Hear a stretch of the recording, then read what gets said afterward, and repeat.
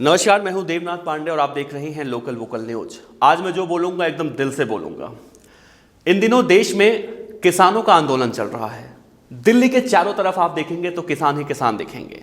अब किसानों के इस आंदोलन से लोगों को बहुत दिक्कतें हो रही हैं, आम लोगों को बहुत दिक्कतें हो रही हैं और लोग किसानों को उसका जिम्मेदार भी मान रहे हैं। लेकिन क्या किसान इसके जिम्मेदार हैं? किसानों के ऊपर सवाल उठाए जा रहे हैं कि किसान आंदोलन कर रहा है, किसान के पास बड़ी बड़ी गाड़ियां हैं, किसान क्या वाकई में वो किसान है? या फिर ऐसे समय में जब किसान अपनी खेती करता है, यानी कि गेहूं की जो बुआई होती है उसका समय है, तो लोग सवाल उठा रहे हैं कि गेहूं की बुआई ना करके किसान दिल्ली में क्या कर रहा है? किसान को तो अपने खेत में होना चाहिए। तो यहां पर अगर हम आपको थोड़ा सा विस्तृत तरीके से बताएं, आप थोड़ा सा अपने दिमाग पर गौर करेंगे तो आपको समझ में आएगा कि किसान आखिर ये आंदोलन क्यों कर रहा है, या फिर किसान अपने खेतों में गेहूं की बुआई क्यों नहीं कर रहा है। दिल्ली में बैठ के अगर वो आंदोलन कर रहा है तो उसके खेत में क्यों नहीं गेहूं की फसल बुआई का समय है, उसका नुकसान किसान क्यों उठा रहा है। तो यहां पर आपको बता दें कि अभी फिलहाल जो है धान की कटाई हुई है और नवंबर के महीने में देखा जाता है, अगर पंजाब की बात करें तो पंजाब के अंदर नवंबर खत्म होते होते लगभग हम देखें 95% जो है किसान अपने फसल गेहूं की बुआई कर चुके होते हैं और जो कुछ लोग बचे होते हैं वो दिसंबर के पहले हफ्ते में खत्म कर देते हैं। तो जो आप प्रदर्शन देख रहे हैं, अभी जो प्रदर्शन देख रहे हैं उसमें हरियाणा और पंजाब के किसानों की संख्या बहुत ज्यादा है। तो इसलिए किसानों, अब इसके बाद अगर देखा जाए तो करीब 20 से 25 दिनों का समय और होता है जब फिर से खेतों में यूरिया डालने का काम होगा। तब तक तो मुझे लगता है किसानों के पास 20 से 25 दिन का समय बहुत ज़्यादा होगा आंदोलन के लिए और अपनी बात मनवाने के लिए। दूसरी तरफ ये सवाल उठ रहा है कि किसानों के लिए खाना पीना कहाँ से आ रहा है, किसानों को फंडिंग कौन कर रहा है। इतनी बड़ी मात्रा में अगर आंदोलन किया जा रहा है तो इनके पास पैसा कहाँ से आ रहा है, बिरयानी कहाँ से आ रहा है, खाना पीना कहाँ से आ रहा है। कुछ लोग तो ये भी आरोप लगा रहे हैं कि शाहीन बाग वाली दादी वहाँ पहुँच गई हैं।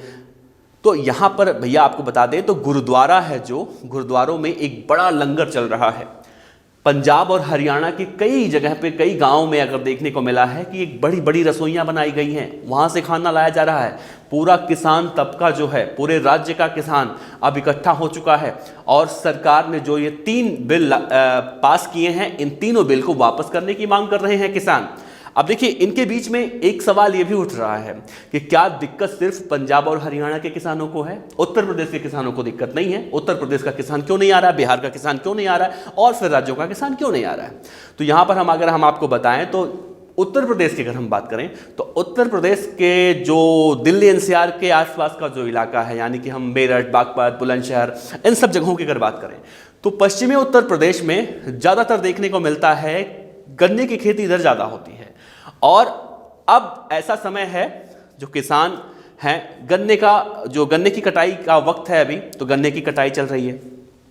अब किसान यहाँ पर इसलिए आंदोलन में नहीं पहुंच रहे हैं क्योंकि वो गन्ने की कटाई कर रहे हैं, और वो गन्ने की कटाई कर रहे हैं इसीलिए आंदोलन में नहीं पहुंच रहे हैं। और इसी का हवाला देते हुए कहा जा रहा है कि उत्तर प्रदेश के किसान यहाँ पर नहीं आ रहे हैं। अब देखिए, कुछ किसान ऐसे हैं जो यहाँ पर बैठे हैं, आप गाजीपुर बॉर्डर पर देखेंगे, नोएडा बॉर्डर पर देखेंगे, यहाँ पर आपको किसान मिल जाएंगे पश्चिमी उत्तर प्रदेश के।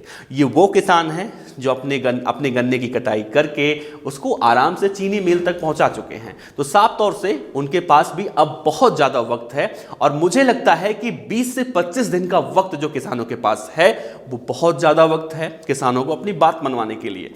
अब देखिए, आखिरी बात कर रहा हूं, अगर इन पूरे प्रकरण में अगर देखा जाए किसानों की बात नहीं मानी जाती है 20 से 25 दिन तक, और क्योंकि कल जिस तरह से किसानों से वार्ता हो रही थी और जब खाना मंगाया गया सरकार की तरफ से तो किसानों ने खाना खाने से इनकार कर दिया। अब सरकार कि किरकिरी यहाँ पर देखने को मिल रही है, पूरे देश में इसकी चर्चा हो रही है।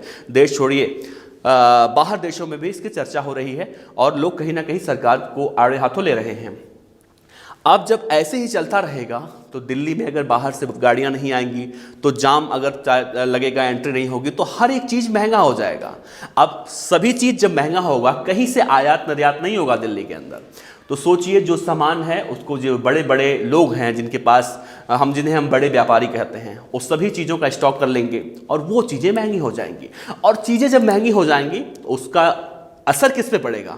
आप पे, हम पे, या फिर हमारे आसपास रह रहे लोगों पे जो दिल्ली एनसीआर में रह रहे हैं।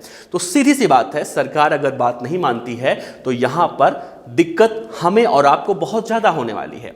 और हम इसका जिम्मेदार किसे मानेंगे? हम इसका जिम्मेदार मानेंगे किसानों को। लेकिन यहां पर भाई साहब ध्यान दीजिएगा, यहां पर किसानों की कोई गलती नहीं है। किसान यही कह रहे हैं कि जैसा पहले चल रहा था वैसे चलना चाहिए, जो 3 कानून पास हुए उन्हें वापस लेना चाहिए। तो इसमें किसानों की कोई गलती नहीं है। सरकार अगर बात मान लेती है तो अगर देखिए, किसानों के पास जो भी फसल होता है, आलू, प्याज, मटर, टमाटर जो भी होता है, उसको औने पौने दाम पे खरीद लिया जाता है। और जो बड़े बड़े व्यापारी हैं उन्हें स्टॉक करके वो इस तरह से बेचते हैं। तो मुझे लगता है आप किसानों को इसका जिम्मेदार नहीं ठहराएंगे और आपको पूरी तरह से समझ में आ गया होगा कि किसान आखिर यहाँ पर आंदोलन कर रहे हैं तो अपना नुकसान करके आंदोलन कर रहे हैं या फिर किस तरह से आंदोलन कर रहे हैं। इस पूरी खबर पर आप अपनी क्या राय रखते हैं वो जरूर हमसे साझा कीजिएगा। धन्यवाद। हमारी वीडियो कैसी लगी हमें कमेंट्स बॉक्स में जरूर बताएं।